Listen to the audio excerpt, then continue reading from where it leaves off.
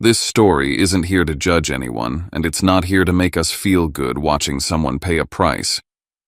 It starts with a moment that cuts fast and deep. A door slamming. Rain pouring down. A father shouting words that should never be said to a child. At 15, he was told to get out because of a lie his sister told, and he walked straight into a storm with nothing but a backpack and fear. 3 hours later, the police called. And in that silence on the other end of the line, a truth finally caught up with denial. We don't need to rush to conclusions. We just need to listen. Because this isn't only a story about that night. It's about what builds quietly before it, and what follows long after. About how families fracture, how silence becomes dangerous, and how some moments feel like the end of everything until time reveals they were the beginning of something else. Let's step into this story together. Not to point fingers, but to understand what happens when love fails and what it takes to survive the storm that follows. My name is Riven Knox, and I've kept this story locked behind my ribs for a long time. If you've ever been the kid nobody believed, if you've ever been blamed just because it was convenient, I think you'll understand why my voice shakes even saying this out loud. Before I tell you everything, I just want to know you're here with me. Drop a simple hi in the comments or tell me where you're watching from. Sometimes knowing someone is listening makes the difference between falling apart and making it through. And if you can hit subscribe, because I share the kind of stories people survive in silence, and your support is how I keep them from swallowing me whole. Thank you. And now, let me tell you everything. And when I say everything, I mean the part I've spent 15 years pretending doesn't still live in my body. I'm 30 now. Chicago address, Chicago, pace, Chicago paycheck. I'm the guy coworkers describe as steady, reliable, the one who never panics. I have a job that looks clean on paper, a routine that keeps my head quiet, a fridge that's always stocked because nobody can yank the floor out from under me anymore. From the outside, it's the kind of life people call fine. But there's a difference between fine and healed, and I've always known exactly where the crack is. I don't talk about my family. I don't even say their names out loud unless I have to. I can go months without thinking about West Virginia, without thinking about that house, without thinking about the way my father's voice sounded when he decided I wasn't his problem anymore. Until it rains. Rain in Chicago isn't gentle. It's relentless, metallic, loud enough to make the L tracks sing, and the streetlights smear into gold on the glass. It's a sound that doesn't ask permission. It pushes itself into your apartment and finds every old room you boarded up inside your head. That night, October, the storm. The shove, the click of the deadbolt rain is the shortcut that gets me there in half a second. I was standing at my window watching it slide down the pane like a slow leak when my phone buzzed. Mavis Calder, my grandmother. I hadn't even realized how late it was until I heard the tired calm in her breathing. She doesn't call to chat. Not like that. Her voice was steady, but there was a carefulness in it I recognized from when she used to tell me hard things with soft hands. Z, she said, and she's one of the only people on earth who still calls me that, without it sounding like a joke. A letter came for you today. The word letter did something to my throat. Nobody mails me anything except banks and insurance companies. To my house, she added, like she knew the next question before I asked it. Addressed to you. Handwriting's unsteady. I kept my eyes on the rain so I wouldn't have to picture her kitchen and the way she'd be holding the envelope like it might bite. Why would it go to you? I asked. I've been in Chicago for years. She didn't answer right away. I heard a small sound paper shifting, maybe the envelope in her hand, and then she said, because whoever sent it wanted you to open it there. That was the first time my stomach dropped. Not because of what the letter might say. Because of what it might be trying to avoid. Who sent it I already knew, but I needed her to say it. She exhaled once, controlled. Gideon, she said. She never calls him your father. She calls him Gideon like he's a weather system you track, not a man you love. It's from a care center in Ohio County, Cedar Grove. I felt the room tilt just slightly, like the floor remembered before my mind did. Gideon Knox, Cedar Grove Care Center. The kind of place where time doesn't pass, it drains. He wants what I said, and my voice came out sharper than I meant. He wants to see you, she said. He says he's not got much left. The rain hit the window harder as if it had an opinion. I swallowed tasted old metal. Send me a picture, I said, but I hated myself for it immediately, like I was asking for proof that a ghost was real. No, Mavis said. You need to read it, not zoom in on it. Come this weekend, or I can forward it if you can't. She didn't say the part she didn't have to, if you can't handle being back here. I'll come, I heard myself say, and I wasn't sure if it was courage or reflex. Mavis didn't push. She never pushes. All right, she said. I'll put it on the table. The same place. After we hung up, I stood there with my phone still in my hand, staring at the rain like it was a screen playing the same scene on repeat. I told myself it was just a letter. Ink on paper. A man trying to ease his conscience, but my body didn't believe that. My shoulders were tight. My jaw was locked. My skin had that prickling sensation like something was about to hit me and I didn't know from what angle. I slept maybe 2 hours. In the morning, I did what I always do when I don't want to feel something. I worked. Meetings, emails, a lunch I didn't taste. And all day under the surface of my normal life, one thought kept scraping. He found a way around me. He didn't write to my Chicago address because he didn't want my response to be official. He didn't want a record, or someone else didn't. I drove down Friday night. The city turned into highway turned into hills, and the sky stayed the color of wet concrete the whole way. By the time I hit Lewisburg, the rain had followed me like a dog that didn't forget. Mavis's porch light was on warm and stubborn. The house looked the same as it always had, small, solid, unimpressed by drama. When I stepped inside, the smell hit first coffee lemon cleaner and that faint sweetness of cinnamon she puts in everything, like she's trying to keep the world from going bitter. She didn't hug me right away. She looked at my face like she was reading it. Then she touched my cheek once, quick, like checking a fever. You're thinner, she said. Work, I lied. She nodded like she'd let me have the lie because tonight wasn't about my diet. It's there, she said, and she didn't point because she didn't need to. Her kitchen table has been the center of every real conversation in my life. The envelope was plain cheap, the kind facilities use when they don't want to spend money on dignity. The handwriting on the front was shaky, the letters uneven, like someone had to fight their own hand to make it obey. My name was spelled right. That alone made my chest tighten. The return address read Cedar Grove Care Center, and under it Gideon Knox, like he still had the right to sign that name next to mine. There was a date stamp too, and it was recent enough to make my skin go cold. I didn't open it right away. I did what I always do when I'm scared. I cataloged facts. Paper quality. Smell, stamp, postmark. There was a faint institutional odor, disinfectant, and something underneath it that felt like endings. Mavis sat across from me, hands folded, silent. No advice, no speeches, just presence. I slid my finger under the flap and tore it open. Inside was one sheet of thin paper, creased, the ink slightly smeared in spots where the pen must have paused too long.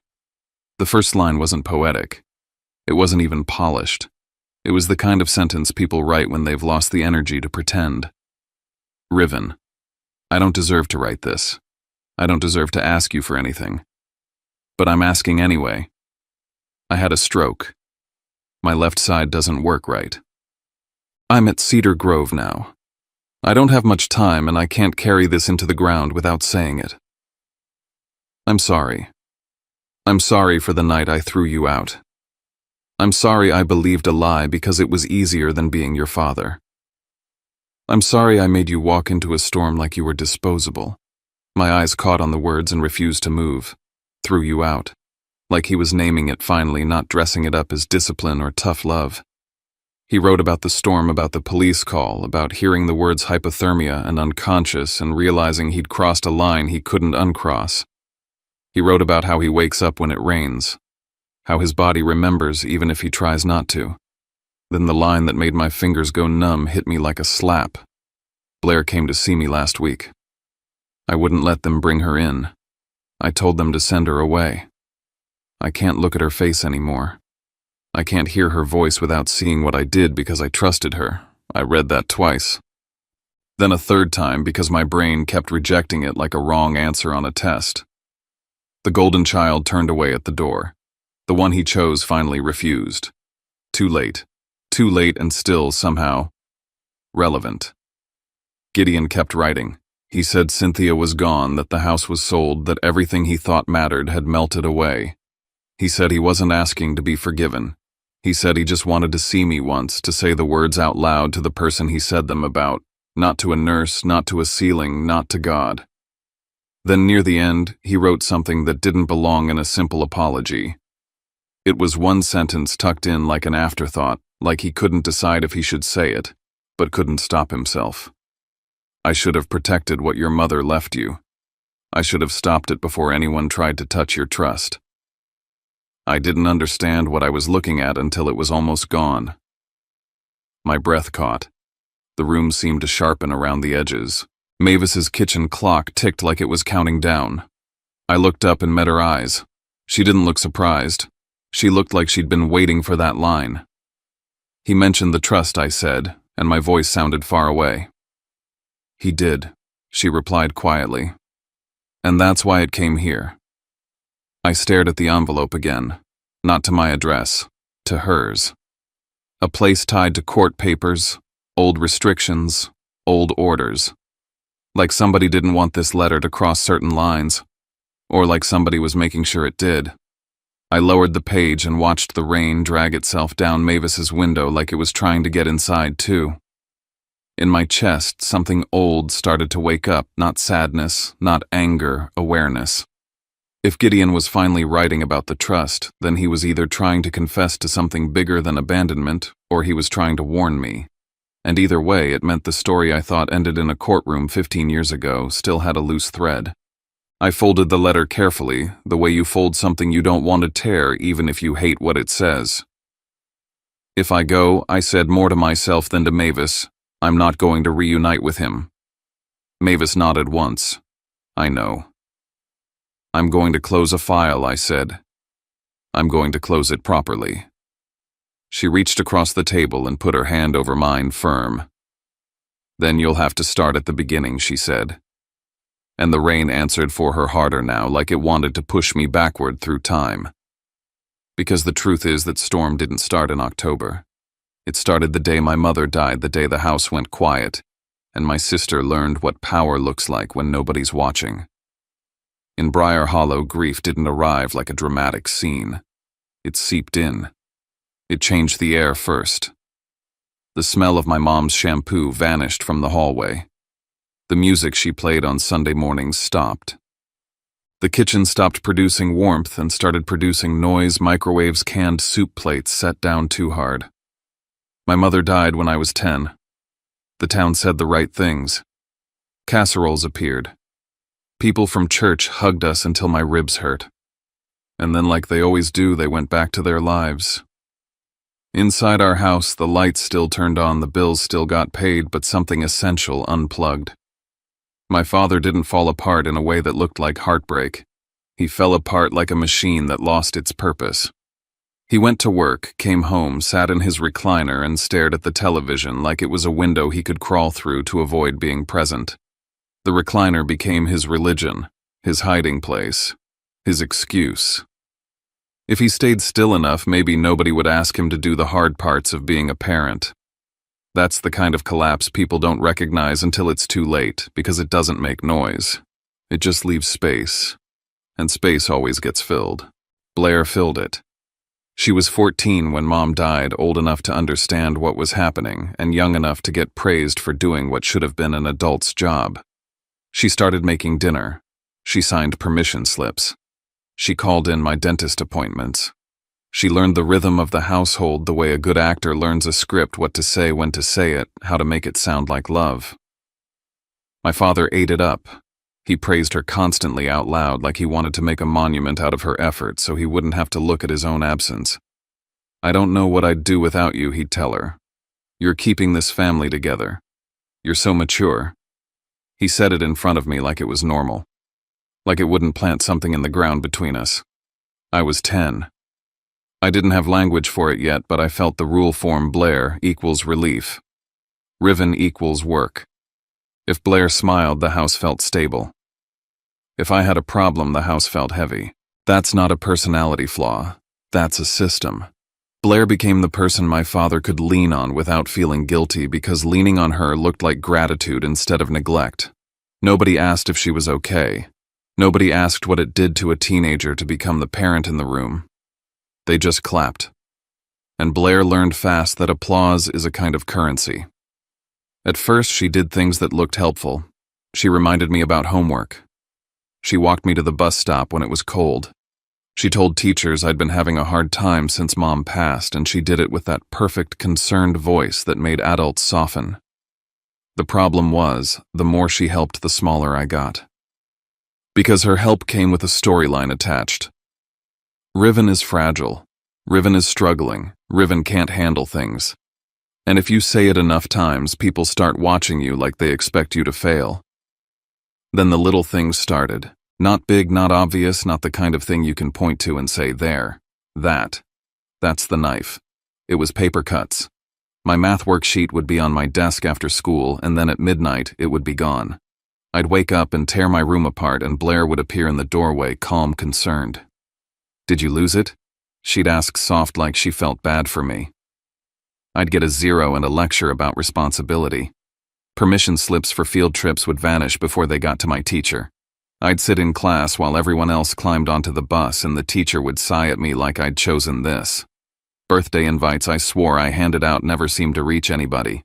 Friends stopped texting back. Rumors floated around the hallways like smoke, and I couldn't find the fire. And Blair would show up again, always at the right moment to play Sister of the Year. He's still not himself, she'd tell people, head-tilted eyes shining with sympathy. Our mom died and it really messed him up. It was the smartest kind of sabotage because it didn't just isolate me. It made her look heroic for standing near the wreckage. I tried once to tell my father. I remember exactly where he was, recliner remote and hand eyes on the TV, but not really seeing it. I stood in front of him because that's what you do when you need to be heard. I told him I thought Blair was doing things, not one thing. A pattern. I told him I didn't know why, but I knew it wasn't accidents anymore. He looked up at me like I'd said something filthy. Then he said the sentence that sealed my mouth for years. You're jealous, he told me. Your sister is holding this family together. You should be grateful. Jealous. That was the stamp. Anything I said after that would be treated like bitterness, not information. And Blair heard about that conversation without me ever telling her. I know she did because the next day she brought me a snack after school, sat beside me like a saint, and said, I'm not your enemy, Z. Her voice was sweet. Her eyes weren't. I learned then that she didn't just want control over the house. She wanted control over the story of me. 2 years later, my father remarried. Cynthia came into our lives with polite smiles and tidy rules, the kind of woman who believes order is the same as love. In the beginning, she tried casseroles laundry folded just so, asking me questions, with a brightness that didn't match our grief. She wasn't cruel at first. She was uncomfortable. And discomfort can turn into resentment fast when you live with it. Blair made a decision immediately. She started calling Cynthia Mom like it cost her nothing. She did it in front of my father, in front of church ladies, in front of teachers. Every time she said it, Cynthia softened. Every time my father looked relieved, like Blair was giving him permission to move on without feeling like a traitor to my mother's memory. I couldn't do it. Not because I hated Cynthia. Because my mom had been gone 2 years and my throat wouldn't form the word without feeling like I was erasing her. Cynthia didn't interpret that as grief. She interpreted it as defiance. And Blair used that. He's still stuck, Blair would say quietly, as if she was worried about me. He doesn't want to accept a new family. Cynthia would nod and my father would frown, and suddenly my morning became evidence of a behavioral problem. The triangle formed without anyone announcing it. My father needed peace. Cynthia needed control. Blair needed power. I was the friction. And in a house that worshipped quiet, friction gets punished. Somewhere around that time, I overheard a conversation I wasn't supposed to hear. It wasn't dramatic. It was half a sentence through a cracked doorway, the kind of thing your brain grabs and won't let go of because it doesn't understand it yet. I was walking past the den when I heard Blair's voice, low, careful, and my father's answering grunt. I caught the word trust. I caught when he's old enough. I caught my mother's name attached to paperwork like she was still in the room. Then the TV got louder and the words disappeared. I stood there with my heart beating too hard for a hallway. I didn't know what the trust was. I didn't know the number. I just knew there was something my mother had put in place for the future, something that existed beyond feelings, beyond who was favored on any given day. And I knew Blair had already seen it as something to manage, maybe even something to own. What made it worse was watching how Blair could switch skins. At home she could be cold, impatient, sharp as a snapped ruler. Outside she was glowing. In public, she was the grieving daughter who stepped up, the big sister who took care of the boy who couldn't cope, the kid who deserved scholarships and praise and leadership awards. Adults loved her because she made them feel like the world was still fair. Look at this brave girl overcoming tragedy, keeping her family intact. And every time they praised her, it pressed me down another inch. By the time I hit 15, I didn't just have bad luck. I had a reputation. Not because I'd earned it, but because Blair had built it carefully, brick by brick, with concerned smiles and perfectly timed sighs. I was the kid teachers watched like they expected trouble. I was the boy Cynthia talked about like I was a problem to be solved. I was the son my father didn't know how to look at without feeling guilty, so he preferred not to look at me at all. And Blair knew exactly how to use that. She'd created a world where if she ever claimed I'd done something awful, people wouldn't ask, did he do it? They'd ask, how long has it been happening? That was the groundwork. That was the trap being built long before the storm. And right when money began to shimmer at the edges of the story, right when I started noticing Blair's new clothes, her sudden cash, the way a man I'd never met started showing up in her life like he belonged there, everything shifted from petty sabotage to something with a target.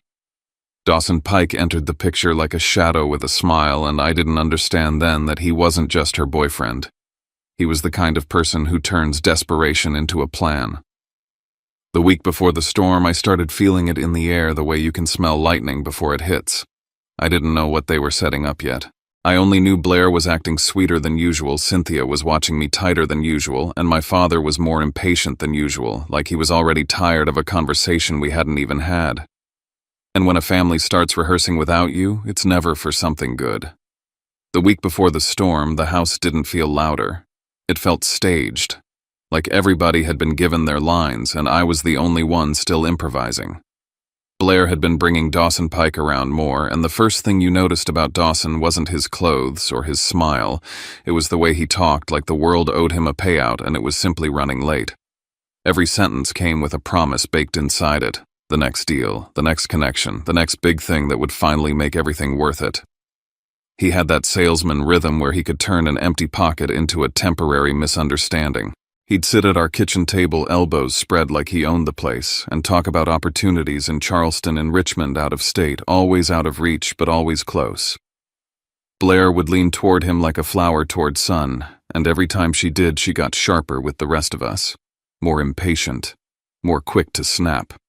And there was this new tone in her voice whenever money came up, less about need, more about entitlement. After everything I've done, she'd say, not even aiming it at anyone specific, just letting it hang in the air like a bill. After holding this whole family together, my father would grunt from his recliner like that was agreement. Cynthia would keep washing dishes like she didn't hear, and I would stand there feeling something crawl up the back of my neck because I knew that phrase. I'd heard it for years. Blair didn't just want credit, she wanted power that couldn't be questioned. Dawson fed that hunger like it was romantic. He'd nod and say, "You deserve better," and his eyes would flick around the room the way a man's eyes flick when he's already measuring what he can take. I didn't know Dawson well enough to hate him yet, but I knew the type. The kind who makes plans out loud so people confuse noise for substance. The kind who calls himself ambitious when what he really means is he doesn't want a job that requires a schedule. Blair ate it up because it made her feel like her life was supposed to be bigger than Briar Hollow. And if your life is supposed to be bigger, then anything standing between you and bigger becomes an obstacle. I had been an obstacle since I was 10, long before Dawson showed up. He just gave her a reason to move faster. The first real clue that something more concrete was happening didn't come from a conversation. It came from paper, One afternoon, I walked into the den to grab batteries out of the junk drawer, and Blair was at the small desk by the window flipping through a thick folder like she'd been doing it all her life. The folder wasn't hers. It was the kind of folder adults keep locked away because they think kids don't notice. She snapped it shut the second she saw me, but not before my eyes caught a few words on a page. Trust. Guardian. Before 21. I didn't understand the legal language, but I understood the shape of it. It wasn't a love letter. It was a mechanism. It was my mother reaching past death to put structure around our futures. And Blair's hands were on it like it belonged to her. That night, I replayed the words in my head until they started to feel like a threat. Guardian. Before 21. I thought about what my father had said to me 100 times whenever I needed something that required effort. You make everything harder. You exhaust this family. I started to understand how those sentences could be repurposed into something official. If a person is a problem long enough, people start looking for forms to prove it. If I could be made to look unstable, unreliable, sick, then somebody else could step in as the responsible one, the caretaker, the guardian. And if there was money attached to my name, money my mother intended for me, then the person who managed me would manage that too. The idea landed heavy in my gut because it wasn't just paranoia. It matched Blair's pattern. She didn't just want to win arguments. She wanted to control the scoreboard. Over the next few days, little moments started lining up like footprints in wet cement. I saw Blair with my father's wallet more than once, longer than anyone needs to hold a wallet. I'll handle it, she'd say whenever a bill came up, whenever Cynthia mentioned groceries, whenever my father muttered about money. She'd move through the house with the confidence of someone who'd been given keys to everything. One day around lunch, I came home early from school because a teacher had sent me to grab a form from the office and drop it at home for a signature. Blair's car wasn't in the driveway when I arrived. 10 minutes later, it was. She came in through the garage with nothing in her hands, no bags, no receipts visible. But her energy was wrong too, charged, too pleased with herself. She brushed past me like I wasn't there, went straight into my father's room, and I heard the soft click of a drawer and the whisper of paper. Cynthia glanced down the hallway, once saw Blair going in and out, then went back to wiping the counter like it was normal, like Blair had permission. The more I watched, the more one fact kept presenting itself in that house. Blair was the only one with access to the numbers.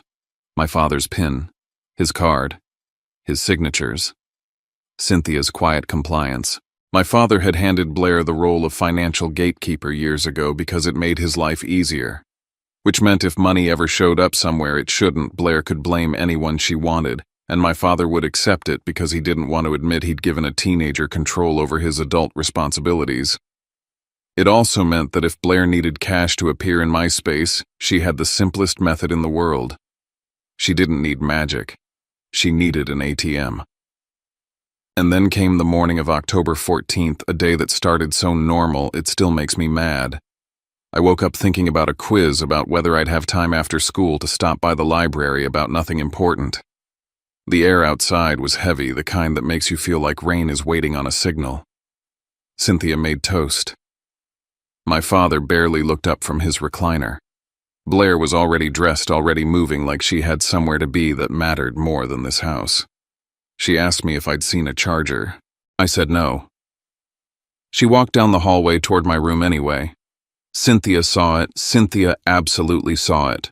Blair said something casual like, "I'm just grabbing a hair tie," and Cynthia didn't challenge her because challenging Blair would have meant stepping into conflict, and Cynthia's whole philosophy was that silence was stability. I left for school with my backpack on one shoulder and my hood up against the damp air, not knowing that while I sat in class, my room was being transformed into a stage set. I stayed at school all day.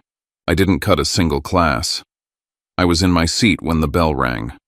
I answered a question in science. I passed a note to a friend. I existed in a place full of witnesses, completely unaware that those witnesses were going to become the only thing that saved me later. By the time I got home, the storm had begun to build. Not fully, but the sky had that bruised look, and the wind kept switching directions like it couldn't decide where to hit first. I stepped onto our porch and I felt it before I even opened the door, tension thick as smoke. Inside, my father was standing in the living room instead of sitting. That alone was an alarm. His face was red, his jaw clenched so tight the muscles jumped. In one fist, he held a wad of cash. In the other, empty pill bottles that looked like they'd been scraped clean of fingerprints. Blair stood right behind him with her practiced expression, concerned, wounded, noble. Cynthia hovered in the kitchen doorway, arms crossed, lips pressed together like she'd been standing there rehearsing neutrality. My father didn't let me set my bag down. "Where is it?" he barked. I blinked, confused. "Where is what?" He thrust the money forward like it was evidence in court. "This," he said. "You've been taking it. Don't play dumb." Blair's voice slid in smoothly soft like a lullaby. "Dad, please don't yell. He's scared." She didn't look at me when she said it. She looked at him. She was guiding him. Then it all came at me in a pile, accusations about cash missing from his wallet, about pills, about texts. My father waved the empty bottles near my face like he expected me to recognize them. He said Blair had found them in my closet. He said Blair found money in my dresser. He said Blair had seen messages on a phone number linked to people I shouldn't be talking to. He kept saying Blair's name like it was proof by itself. Blair stood there with wet eyes and a trembling chin, performing heartbreak so convincingly you'd almost pity her if you didn't know her. Cynthia didn't say a word. I tried to speak, tried to deny it, tried to ask why he was holding empty bottles like that proved anything. But my father's eyes weren't on me the way a parent looks at a kid. They were on me the way a person looks at a problem. His mind had already been arranged into a story where I was guilty. Blair had been working on him all afternoon, feeding him fear in small doses until it felt like certainty. Fear of being judged, fear of being pitied, fear of the town talking about the Knox family having a bad kid, fear of my mother's ghost, maybe. Whatever it was, Blair knew exactly which wires to touch. When I said I didn't do any of this, my father laughed a harsh, disbelieving sound. "Of course you didn't," he snapped. "It just appeared right. The money just walked into your drawer. The pills just fell into your closet." Blair's whisper came behind him, theatrical and cruel in its softness. "Dad, he needs help." My father grabbed my backpack and threw it at my chest so hard I stumbled back. The strap cut into my shoulder. Books shifted inside like they were bracing too. Then he seized my arm and dragged me toward the door. I felt his fingers bite into skin. Cynthia didn't move. Blair watched with a look that wasn't concern anymore. It was triumph she couldn't fully hide. He yanked the door open. The first sheet of rain slapped my face like an accusation.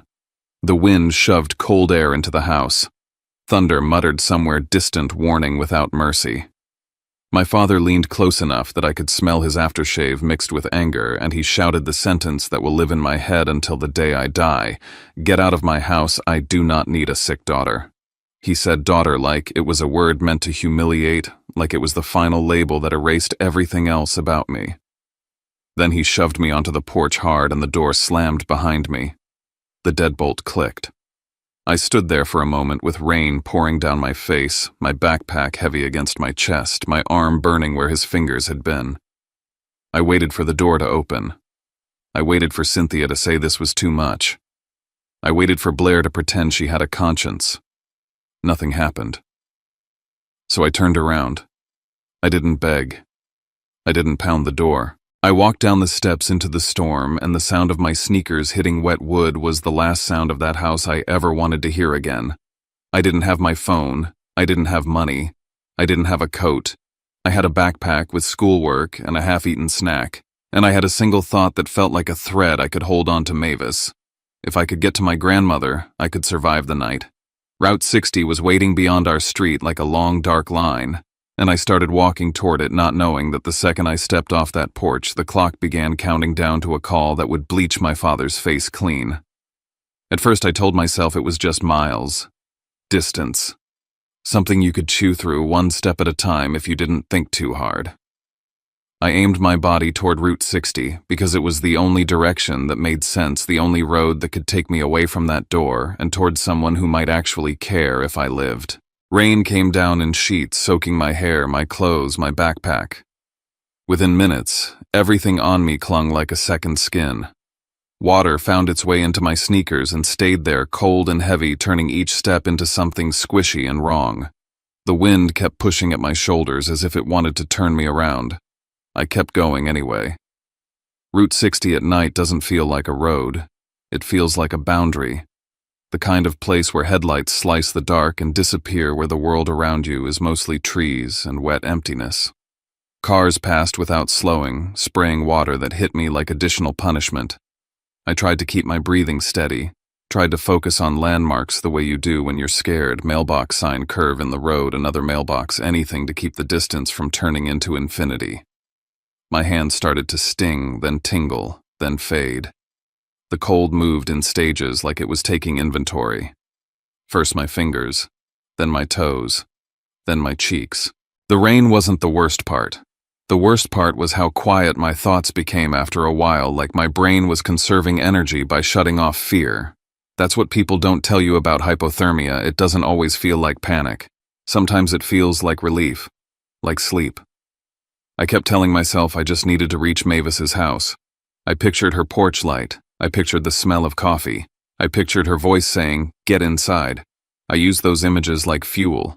But the longer I walked, the more my body started making suggestions I didn't like. Sit down for a minute. Lean against something. Just rest your legs. It sounded so reasonable. It sounded like self-care. It sounded like the kind of thought people have right before they don't get back up. The road stretched, and at some point there were no houses anymore, just darkness and the reflective shine of wet asphalt. My teeth started chattering so hard my jaw ached. My shoulders were shaking beneath my soaked sweatshirt. I tried to clench my hands into fists to keep blood moving, but I couldn't feel my fingers well enough to know if they were actually clenched. I remember seeing a mailbox ahead, white, standing at the edge of a gravel shoulder like it was marking the boundary between safety and nothing. I thought I'll just lean there. 30 seconds. Catch my breath. Then I'll keep going. I didn't make it to the mailbox. My knees folded like someone had cut the strings. I went down hard on the gravel palms, scraping pain flaring and then fading as quickly as it came. The rain hit my face, and for a moment I watched it fascinated, as if it belonged to someone else. Headlights blurred through the curtain of water. I heard the distant hiss of tires. Then the world snapped off like a light. When the light came back, it arrived in pieces. The smell of antiseptic. A steady beep. A scratchy blanket tucked around my shoulders. My skin burning with warmth in a way that hurt like nerves waking up angry. I tried to move and my body felt heavy, uncooperative. I blinked against bright fluorescent lights and saw a woman sitting beside my bed, calm as if she belonged there. She had a rain jacket draped over the back of the chair and wet hair pulled into a tight knot. Her eyes were sharp awake, the eyes of someone who notices details other people miss. "Hey," she said quietly, like she didn't want to spook me. "There you are." My throat felt like sandpaper. "Where am I?" I managed. "Greenbrier Valley Medical," she replied. "You scared the hell out of me." I tried to lift my head and winced. "Who are you, Harper Lattimore?" she said. "I found you." "Found you." The words landed with a strange weight, like I'd been an object left behind. I swallowed. "On the road." "Yes," Harper said, and her jaw tightened. "Route 60. You were down on the shoulder. You were unconscious, soaked through cold as stone." She watched my face carefully, then asked, "How old are you?" 15, I whispered. Harper's eyes hardened in a way that made my stomach turn because that expression wasn't pity. It was anger on my behalf. "Okay," she said. "Then we're going to do this the right way." Before I could ask what she meant, the curtain rustled and a nurse came in, checked my vitals, adjusted something on the IV. Harper didn't move. She stayed planted beside me like a guard. When the nurse stepped out, Harper leaned forward. "Listen to me," she said, voice low.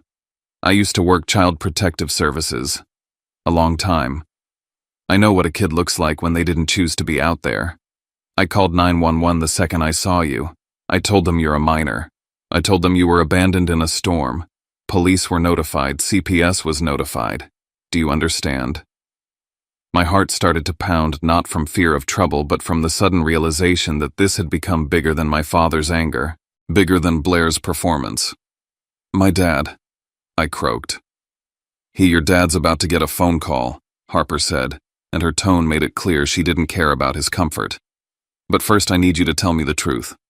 Why were you out there with no coat, no phone, no ride?" Rain memories flashed behind my eyes like lightning. The door, the deadbolt, the word daughter like a slap, Blair's satisfied eyes, Cynthia's silence. I stared at the ceiling for a second, then forced my voice out. "He threw me out," I said, "because Blair said I stole money." She planted. My throat tightened. She planted pills. She planted cash. He believed her. Harper didn't flinch. She didn't ask if I was sure. She didn't offer a lecture about family. She just nodded once like she'd been expecting it. "All right," she said. "We're going to make sure the timeline speaks for you."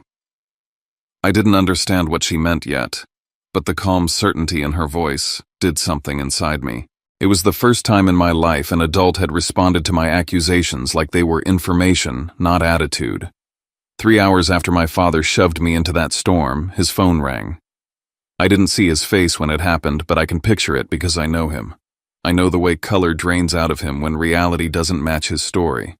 I know the way his mouth tightens when consequences show up uninvited. Officer called, professional voice, no softness. "Mr. Knox, your son has been found unconscious on Route 60. Suspected hypothermia. He's being transported to Greenbrier Valley Medical. And Sir CPS has been notified. An investigator is already here. We need you to come in immediately, and we're going to need you to bring whatever evidence you claim you have." That last part is what would have emptied my father's face, because now the accusations weren't living in his living room. They were entering a building full of people whose jobs depended on documentation. By the time my father arrived, I was more awake, sitting propped up against pillows, shivering in waves even though the blankets were warm. Harper had moved to the side when the door opened, but she stayed in the room. A uniformed officer stood near the foot of the bed, and beside him was a woman with a clipboard and a calm expression that looked like steel wrapped in professionalism. Rosa Delgado. She introduced herself when my eyes met hers. Child Protective Services. My father walked in like he owned the space. Then he saw the uniforms, saw the clipboard, saw Harper. His steps slowed. Blair followed right behind him, cheeks, wet eyes wide, already performing. Cynthia trailed, last arms crossed, face blank. "What is this?" my father demanded, trying to sound outraged instead of afraid. "This is a family matter." Rosa didn't react to his tone. She looked at him the way a person looks at a form they're about to fill out. "A minor was found unconscious in severe weather with no coat and no phone," she said evenly. "That makes it a legal matter. We need to understand how he ended up there." Blair stepped forward immediately, voice trembling. "He's been having problems," she said. "We tried to help him. Dad tried." We found Rosa lifted a hand slightly. Not rude, just final. "I'm going to ask questions," she said. "I need direct answers. Then you can add context." She turned to my father. "What time did you last see Riven in the home?" My father hesitated. "After school," he said. "He came in, and what time?" Rosa repeated. My father blinked like he wasn't used to being pinned down by specifics. "Around 4, he muttered. Rosa wrote it down.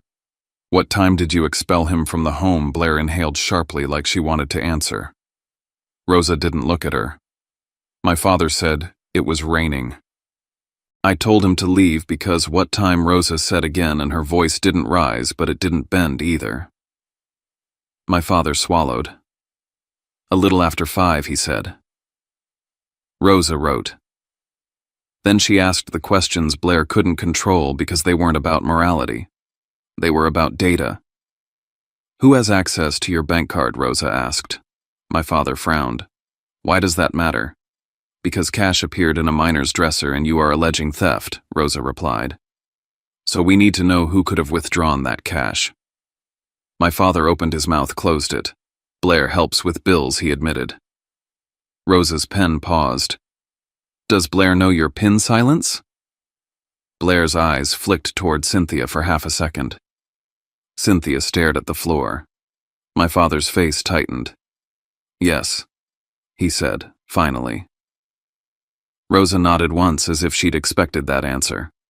She turned her attention to Blair.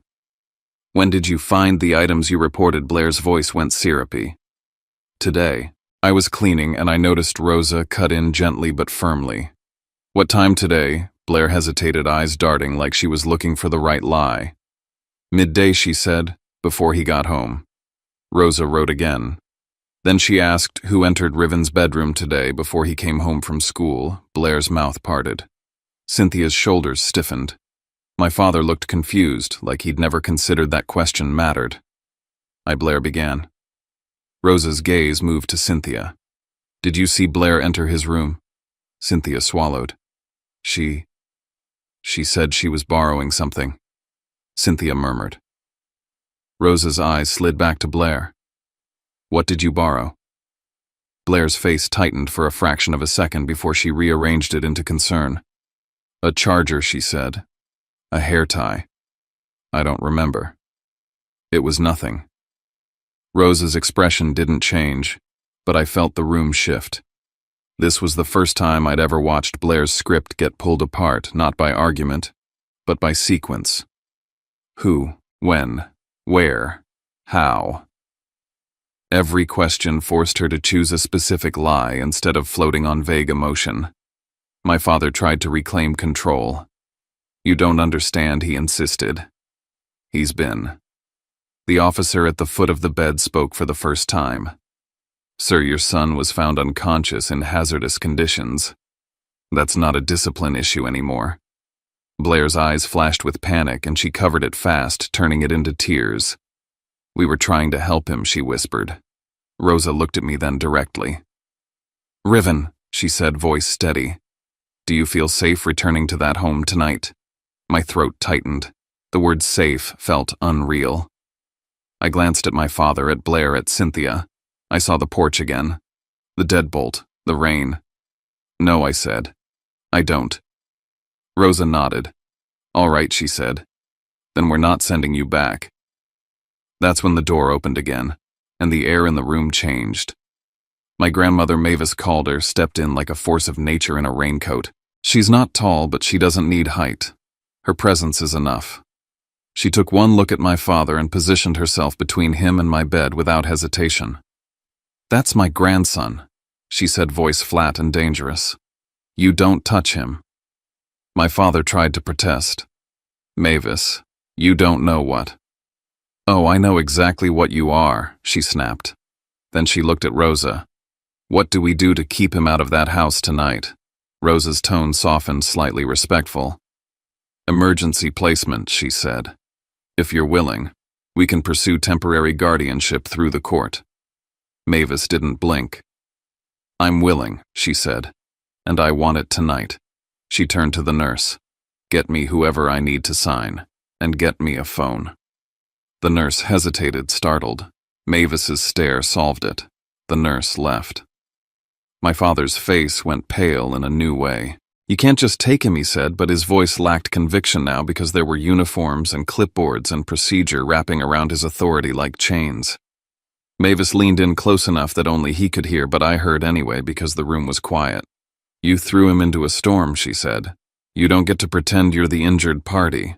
Rosa stepped slightly aside and spoke into her phone, quiet but quick arranging things. I caught a name when she said it. Miles Keene. Lawyer. After-hours emergency contact. The kind of person Mavis didn't call unless she was going to war. When Rosa finished the call, she looked at me again. "I'm going to request bank records and surveillance," she said. "First thing in the morning. I'm going to lock down the timeline." She glanced at Blair without emotion. "Because what you presented tonight has a lot of moving parts, and moving parts leave trails." Blair's lips parted, but no sound came out. Cynthia stared at the wall.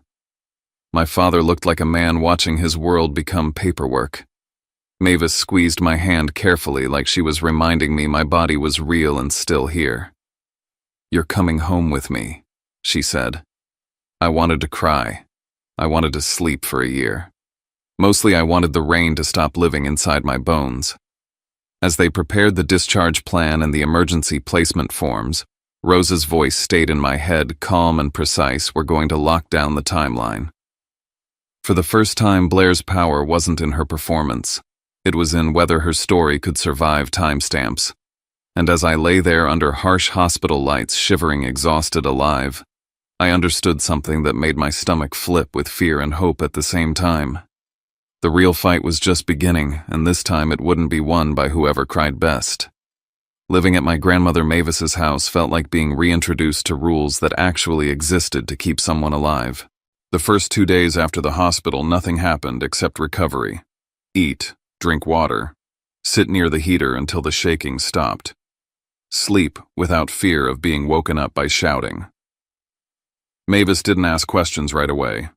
She understood something most adults never did when I was a kid: a body comes before a story. Only after my skin stopped burning with leftover cold did she slide a yellow legal pad across the kitchen table and say, "Now we write it down." Not feelings, not explanations. Facts. Time. Sequence. Words said exactly as spoken. Miles Keene arrived that afternoon, rain still clinging to his coat, carrying a thin briefcase that looked like it had seen too many nights like this. He spoke to me the way professionals rarely do to kids, directly, without softening or condescension. "Memory is unreliable when it's emotional," he said, clicking his pen. "Paper isn't. We turn what you remember into a record." So I did. I wrote when I left the house. I wrote what my father held in his hands. I wrote the sentence he screamed at me, word for word. I wrote the direction I walked, the road named the mailbox I never reached. I wrote until my wrist hurt. Somewhere in the middle of that process, something snapped into place.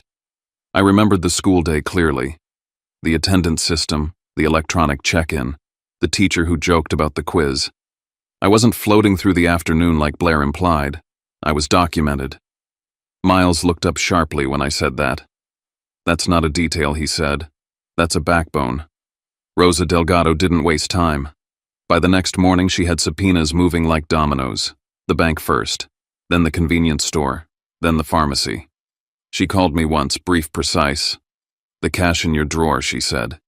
It came from a single ATM withdrawal. Same day, same amount. I didn't answer. I didn't need to. I already knew where that sentence was going. 2 hours later, she called again. "We have camera footage." This time I sat down. The bank's security video wasn't cinematic. It wasn't dramatic. It was brutal in its simplicity. Blair's face, Blair's jacket, Blair's posture, Blair's car visible behind her. Time-stamped. Rosa overlaid it with my school's attendance log and my teacher's written confirmation that I was present until dismissal. 2 truths occupying the same minute.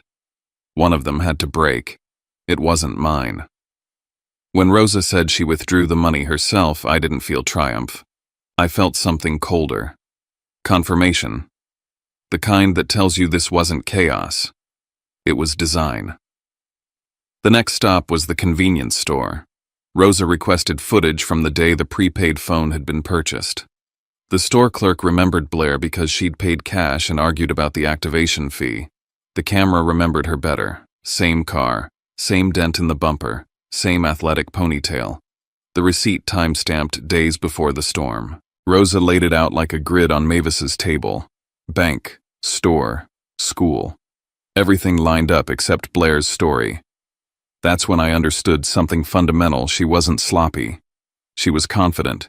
She'd never expected anyone to look at time itself. The pharmacy came next, and that's where the story cracked wider. The pill bottles found in my room traced back to a prescription under Dawson Pike's name. Anxiety medication. Legitimately prescribed. But the loss report had been filed days after I was thrown out, not before. Rosa didn't have to explain why that mattered. If the pills were already missing and hidden in my room, they would have been reported missing immediately. The delay meant only one thing. The report was part of the cover, not the origin. Rosa leaned back in her chair and said quietly, "This is staging." And with that word, the narrative jumped tracks. This wasn't a family misunderstanding. This was preparation. Once Rosa started digging into finances beyond that single withdrawal, the scale changed. She found small transfers, checks written out of sequence, amounts just small enough not to trigger alarms. Over months, over years. Money bleeding out of my father's account into ventures tied to Dawson's projects. The total was staggering compared to the few $100s planted in my drawer. When Rosa said the number, Mavis closed her eyes. Miles exhaled slowly, and I felt sick not because of the money but because of what it meant. I hadn't been framed just to remove me. I had been framed to protect a much larger theft. I wasn't the problem. I was the shield, the distraction, the one person whose removal would silence questions. That realization rewrote my entire childhood in a single stroke. Blair hadn't escalated because she was cruel. She'd escalated because she was cornered. Miles didn't sugarcoat it. From this point on, he said, we're not talking about custody disputes. We're talking about criminal exposure. Rosa nodded. Then she added one sentence that pushed everything into free fall. Another state has inquiries open on Dawson Pike. Investment fraud. If he gets picked up, he won't stay quiet. The room went very still. I understood exactly what that meant. Blair's confidence wasn't just arrogance anymore. It was urgency. And people who act out of urgency make mistakes. Briar Hollow is the kind of town where news doesn't travel fast, but it travels everywhere. Blair moved before the paperwork could. She didn't wait for hearings or reports. She went straight to the one arena she understood best: people. Suddenly there were whispers. That I was unstable. That CPS had been misled. That my grandmother had always hated my father and finally got her revenge. I could feel eyes on me when Mavis took me to the grocery store. I could hear conversations pause when I walked past. Blair knew exactly which buttons to press because she'd spent years installing them. And for a moment it worked. Doubt is easier than evidence when you don't want to believe something ugly about someone you've praised. Then the message came. No name. Just a sentence sent to Mavis's phone. Stop pushing this, or people will remember what kind of kid he really is. I stared at the screen until the words blurred. It wasn't a threat of violence. It was worse. It was an attempt to erase me again. Miles took the phone, screenshot everything, and said calmly, "Good. This helps us." He explained how intimidation mattered, how pressure revealed motive, how silence was never the right response when someone tried to scare you into it. My father tried to come around next, calls at odd hours, messages that sounded caring on the surface and panicked underneath. He said he was worried. He said he missed me. He said we should talk privately. Miles shut that down immediately. No direct contact, he said. Not for your safety. For the record. Every unanswered call stacked evidence higher. Watching my father flail wasn't satisfying. It was clarifying. He wasn't trying to protect me now. He was trying to protect himself. Cynthia started to crack under the weight of it all. She didn't suddenly become brave or righteous, but her certainty dissolved. She stopped defending Blair outright. She started asking Rosa questions she should have asked years earlier. That hesitation mattered. In therapy, fragments started surfacing. Not new memories. Old ones finally allowed to speak. I remembered Blair in my room that morning holding something small, cylindrical. I couldn't swear what it was, but the image stuck. Miles wrote it down not as proof, but as alignment. Something to be tested against other facts. That was the difference now. Nothing stood alone. Everything waited to be confirmed. Rosa and Miles tightened the perimeter. Preservation orders.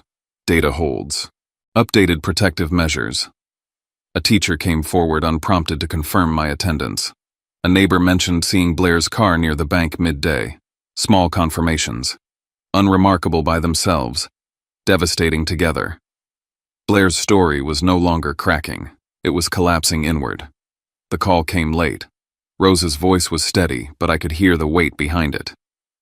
Dawson Pike has been detained for questioning in another state, she said. It's not public yet. Miles looked at me across the table and didn't soften his words. If Dawson talks, everything changes. The hearing becomes something else entirely. I nodded, feeling the truth settle. This wasn't about survival anymore. It was about exposure. And I knew with a certainty that didn't scare me at all that nothing Blair had built could survive the light that was coming. The morning of the hearing pulled me backward in time so hard my body forgot how old I was. I was 15 again before I even reached the courthouse steps. My hands were cold in a way that had nothing to do with weather, my stomach hollowed out like it had been scooped clean, and every sound felt sharper than it should have. The hallway outside the courtroom smelled like paper, old polish, and nerves. Lawyers murmured, shoes echoed. Doors opened and closed with a finality that made my shoulders tense every time. I kept thinking of the porch, the rain, the deadbolt clicking shut. And for a moment, it felt like the same mechanism was about to snap again, only this time I wouldn't be the one left outside. My grandmother stood beside me, steady as a post sunk deep into the ground. She didn't tell me to be brave. She didn't tell me to forgive. She leaned close and said, "You don't perform today. You don't persuade. You just keep the truth straight in your head. Timeline. That's all." Miles Keene repeated it in his own language, quieter, sharper. This was technically a guardianship hearing. That was the door we walked through. But if the evidence held that door would open into something much larger, something neither my father nor Blair could step out of once it began moving. Right before the bailiff called us in, Miles's phone vibrated. He stepped a few feet away, listened, then looked back at us with an expression I hadn't seen before, not triumph, not relief, but readiness. He told us in a low voice that Dawson Pike had been formally arrested in another state that morning. Investment fraud, multiple counts. And within hours of being taken in, Dawson had asked about cooperation. He wanted leverage. He wanted time. Miles immediately requested permission to supplement the record. The axis of the day shifted in that moment. What was supposed to be about where I would live became about why I'd nearly died. Inside the courtroom, the air felt heavier. The judge began with neutral questions, procedural controlled. Rosa Delgado laid out the facts without emotion. A minor expelled from his home during severe weather, found unconscious on a public road, hospitalized with hypothermia, placed under emergency care. My father sat stiffly at the defense table, jaw-locked, eyes forward. Blair sat beside him, posture perfect, hands folded, already wearing the expression she'd practiced, concerned, wounded, reasonable. Cynthia was there too, quieter than usual, eyes flicking between faces like she was trying to calculate where safety had moved. When my father's attorney spoke, the old narrative came out almost unchanged. I was troubled. The family was overwhelmed. They had tried. Blair had tried the hardest. Listening to it felt like watching someone read from a script I'd memorized against my will. But this time, the script didn't land in a living room. It landed under oath. Miles stood and introduced the first set of records: bank statements, surveillance stills, school attendance logs. He didn't raise his voice. He didn't editorialize. He placed times on the table and let them collide. The cash found in my room came from a single ATM withdrawal. The timestamp was clear. The person at the machine was clear. It was Blair. At the exact time of the withdrawal, I was in class, electronically marked present, corroborated by a teacher. The judge looked directly at Blair and asked her to explain the discrepancy. For the first time, Blair hesitated in a way she couldn't mask. She tried to pivot, suggesting someone else had used her card, her car, her access. But the explanation required a second lie to support the first, and the second lie required a third. Each answer created a new hole. The courtroom didn't react loudly. It reacted with stillness, the kind that means people are paying attention. Then came the convenience store footage, the prepaid phone, the receipt, the purchase days before the storm. Miles didn't accuse. He asked questions. Why buy a phone if it wasn't for contact related to the alleged problem? Why did messages from that phone target me specifically? Why did the activity cluster around the same window as the money and the pills? Blair answered. But each answer bent her further away from plausibility. Rosa followed with technical questions that stripped away tone and left only sequence. When did the phone activate? When did the messages send? When did the items appear in my room? Blair tried to keep up. Time did not cooperate. The judge allowed the introduction of Dawson Pike's cooperation statement. It wasn't theatrical. It was read into the record, clipped and procedural. Dawson confirmed that the plan originated with Blair, that the goal was to frame me as unstable and unfit so guardianship over my trust could be redirected, that the staged evidence served two purposes: removing me and covering a much larger pattern of financial theft from my father. He confirmed messages. He confirmed timing. He confirmed that Blair had said everything was in position the afternoon before the storm. Cynthia was called next. She looked like someone walking into water she'd been avoiding for years. Under oath, silence stopped being an option. She was asked simple questions. Did she see Blair enter my room the morning of the storm? She said yes. Did she hear Blair on the phone later that day saying words to the effect of everything being ready? Cynthia closed her eyes briefly, then said yes. Her voice was small, but it didn't waver.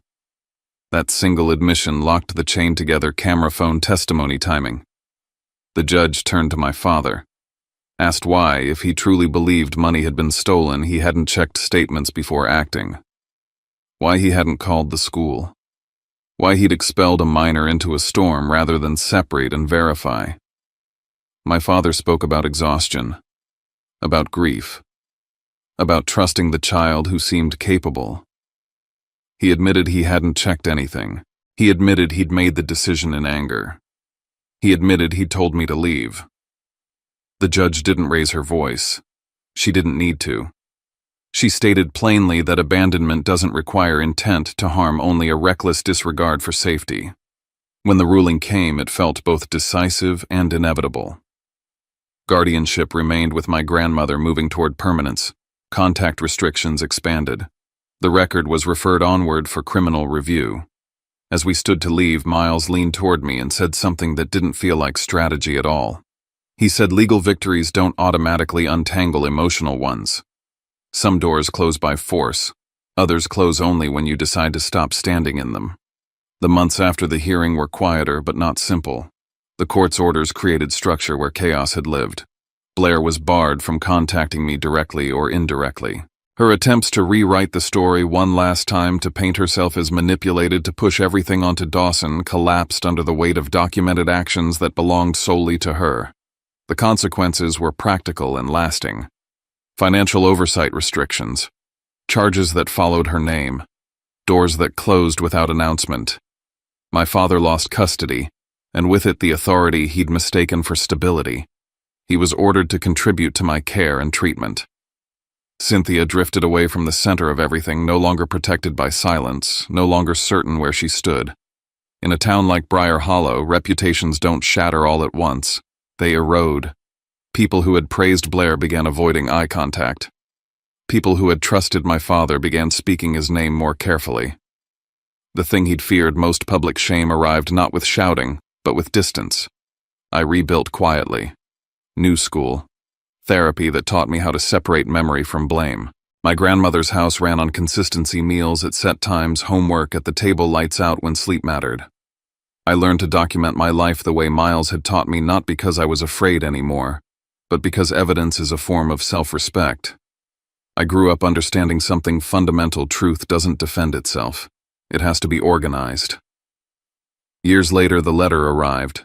Chicago rain on the window. My grandmother's kitchen table, again older but unchanged. My father was in a care facility now. A stroke had taken pieces of him. He wanted to see me. The request sat between us like an unresolved sentence. I went because I needed the ending to belong to me. Cedar Grove Care Center smelled of antiseptic and old time. My father looked smaller than I remembered, thinner, his voice slower. He apologized in fragments, some sincere, some helpless. I listened without interrupting. Then I told him what mattered. That forgiveness didn't mean return. That understanding didn't erase consequences. That he'd chosen the easier belief because it let him avoid grief. I left when the conversation stopped serving truth. In the hallway, a nurse mentioned that Blair had come once, that my father had refused to see her. He couldn't look at her without seeing what he'd done. The reversal was complete. but it brought no satisfaction. Only clarity. I walked out into October sunlight. Same month. Different life. I went back to Chicago, to the home I'd built, to a future defined by choice instead of weather. Some storms don't destroy you. They remove you from places that never meant to keep you safe, so you can finally learn what safety feels like when it's real. There are moments in life that don't end when the event is over. They stretch forward quietly, shaping how you breathe, how you trust, how you decide whether a room feels safe or not. For a long time, I thought surviving that night was the hardest part. I was wrong. Living afterward, learning how not to flinch at raised voices, how not to apologize for existing, how not to brace myself for doors slamming, took far longer. What happened to me didn't just teach me what cruelty looks like. It taught me how easily cruelty can hide behind words like family responsibility and good intentions. It taught me that silence isn't neutral. Silence always chooses a side. And most of all, it taught me that truth isn't loud by default. It doesn't win just because it deserves to. It wins only when someone is willing to hold it steady long enough for others to really see it. For years, I carried a quiet fear that if people knew everything, every detail, every accusation, every mistake made around me, they would decide I was too complicated, too damaged, too much trouble. That fear kept me small. It kept me careful. It kept me polite when I should have been honest. What I learned slowly and painfully is that the right people don't ask you to simplify your pain so they can digest it more easily.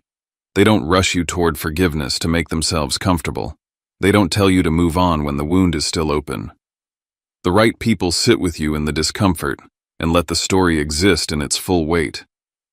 They understand that healing isn't about forgetting what happened. It's about no longer letting it define your worth. If you're listening to this and parts of it feel familiar, I want you to know something clearly. What happened to you matters, even if no one protected you the way they should have. Even if the people who were supposed to stand up for you chose convenience over courage.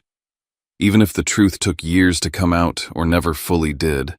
Your experience doesn't need to be validated by a courtroom or a confession to be real. You are not weak because it still affects you. You are not broken because it shaped you. You are still here, and that alone means more than you've probably ever given yourself credit for. Sharing this story isn't about reopening old wounds for drama or attention. It's about refusing to let silence be the final chapter. It's about creating space for conversations people avoid because they're uncomfortable, messy, and inconvenient. Abuse, manipulation, neglect, they don't always look the way movies portray them. Sometimes they wear calm voices. Sometimes they arrive disguised as concern. Sometimes they happen slowly enough that you don't realize you're drowning until you're already underwater. If telling my story helps even one person recognize what's happening to them or realize they're not alone in what they've survived, then it's worth every second of vulnerability it costs me. And that's where my story rests. Not with everything perfectly healed, not with every wound erased, but with something quieter. A sense of being whole again. As we listen to stories like this, maybe we start to see that life rarely gives us clean endings. What it gives us are chances to choose kindness over bitterness, clarity over silence, and understanding over blame. Sometimes survival isn't about winning or losing. It's about learning how to keep your heart open without letting the past keep control of it. When we look back together, we might realize that many of us carry moments we never talk about. Doors that closed too hard. Words that stayed with us longer than they should have. And yet here we are, still moving forward. Still learning how to be gentle with others and with ourselves. If this story stirred something in you, you're not alone in that feeling. Stories have a way of finding the people who need them right when they're ready to listen. If you feel comfortable, you're welcome to leave a few lines in the comments, whatever feels right. Maybe where you're listening from, or maybe just a quiet thought you'd like to share. And if you'd like to be part of a space where we listen to stories like this together, you can subscribe and stay with us. Not as an obligation, but as a way of sitting down side by side and reminding each other that being heard still matters. Thank you for spending this time with me. Thank you for listening with an open heart. Take care of yourself wherever you are, and I'll see you again in the next story.